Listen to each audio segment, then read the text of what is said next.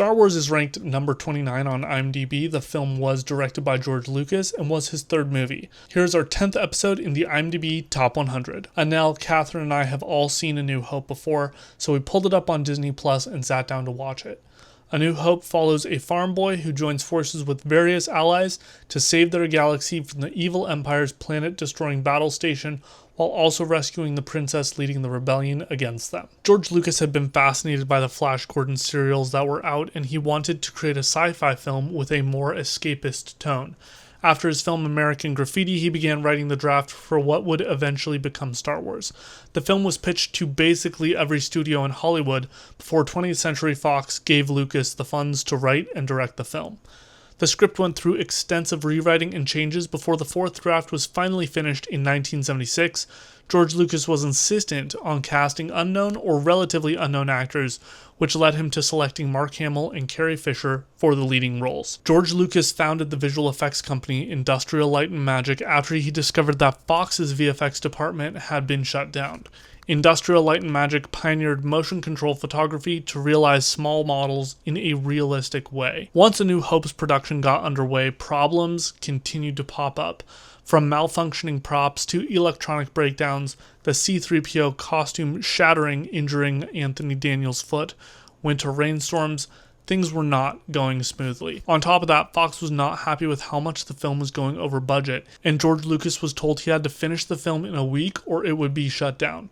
The crew was split into 3 separate units so that they could make that happen, and luckily, they did. The original editor for the film was fired by George halfway through the edit, and he hired a completely new team to get the film completed.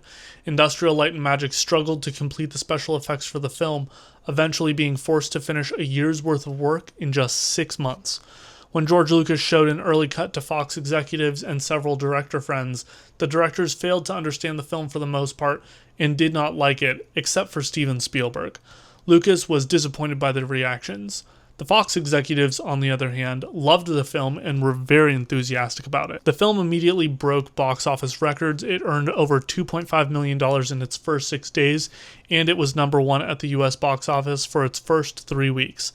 The film earned $221.3 million during its initial theatrical run. Famously, George Lucas had been certain that Spielberg's Close Encounters of the Third Kind would outperform Star Wars and convinced Spielberg to trade 2.5% of the profit on each film with one another. Spielberg still receives 2.5% of the profits from Star Wars to this day. The film was incredibly well received and was nominated for 10 Academy Awards, winning 6 of them. Best Art Direction, Best Costume Design, Best Film Editing, Best Original Score, Best Sound, and Best Visual Effects. The film has an 8.6 on IMDb, a 93% with the critics on Rotten Tomatoes, and a 96% with the fans, and the film was rated 4.2 out of 5 on Letterboxd. Second time seeing Star Wars, what'd you think? It's good. It was like watching it for the first time again, because I've only ever watched it once. What was your favorite part? Probably the scene where we see Harrison Ford for the first time. In Mos Eisley? Mm-hmm. Actually, probably when we see, Harrison Ford and Obi-Wan, those two were pretty iconic. You have any notes? He could have said Leia instead of Carrie, but that's all I got. I've seen this movie so many times. The first time I ever saw it, I was 6 years old, and it's so iconic. What's your favorite part? Too many to choose from. Obviously, the introduction of Obi-Wan Kenobi, because he's my favorite Star Wars character. And Han Solo, of course, because that's my man. And Darth Vader, incredible. Binary Sunset, iconic.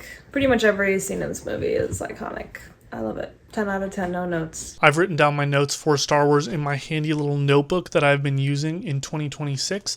If you'd like to get your own copy, you can find it at the link in my description below. Star Wars was a staple film that I grew up with as a child. In fact, my sisters and I would rotate through the original trilogy whenever we wanted to watch a movie, when my parents would go out for a date night.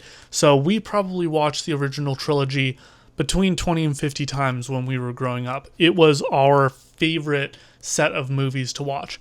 I have so many wonderful memories associated with this film franchise, and it was something I was obsessed with as a child. I loved the idea of Star Wars. I wanted to figure out what character I would be, what color my lightsaber would be. It was so much fun, and I had such an appreciation for how whimsical the story was and how the story made me feel. Star Wars completely changed the game for science fiction movies forever, showing that they could be a wonderful, whimsical story that could convey serious themes while being disguised as a science fiction movie. It is really hard to visualize what the world would be like if Star Wars did not exist, because of the incredible impact that it has had on culture, media, and everything else that we know today. The simplicity of the story being just a tale of good versus evil is something that you don't really see, but really works incredibly well for this story and this film. And as George Lucas decided to expand it into 6 movies, you can tell that the themes of good and evil run clear and true throughout the series. Star Wars was the birth of one of the most epic franchises that we have ever seen.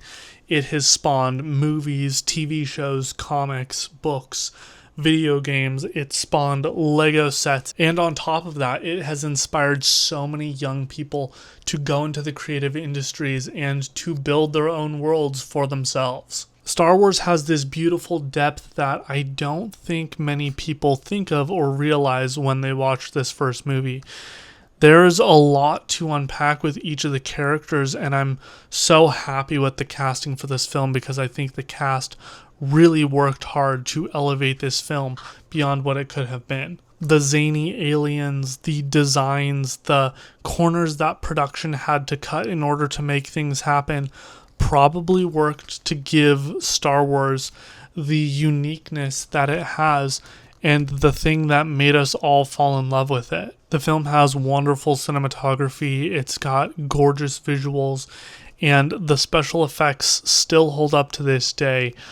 I have no notes for Star Wars. It is a nostalgic trip for me, and it was so good to sit down and rewatch this film and relive some of those memories from my childhood. You can see Anel and I's rankings here. As you can see, we both put it right under Raiders of the Lost Ark. And that is the 10th episode in the IMDb Top 100. If you liked this video, please let us know. Comment your thoughts on Star Wars.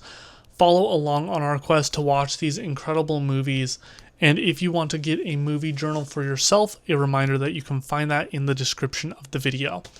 Finally, I am also a movie director. You can find my film, Letting Go of Jack, available to watch or stream on any of these links. And if you are interested in physical media like I am, you can get a copy of the film on Amazon, a DVD of it for yourself. The link for that is also in the description of this video. Thank you guys so much for watching, and we will see you in episode 11.